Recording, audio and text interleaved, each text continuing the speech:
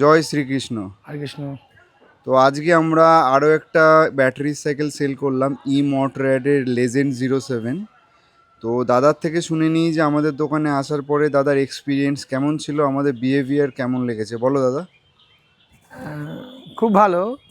সৌরভ আসলে আমাকে যথেষ্ট মাত্রায় সৌহার্দ্যপূর্ণ যে আচরণ, মানে সব সাইকেলগুলো সুন্দর করে দেখানো থেকে শুরু করে কোনটা ভালো হবে কোনটা মন্দ হবে সমস্ত ডিটেলস সমস্ত কিছু শেয়ার করেছে।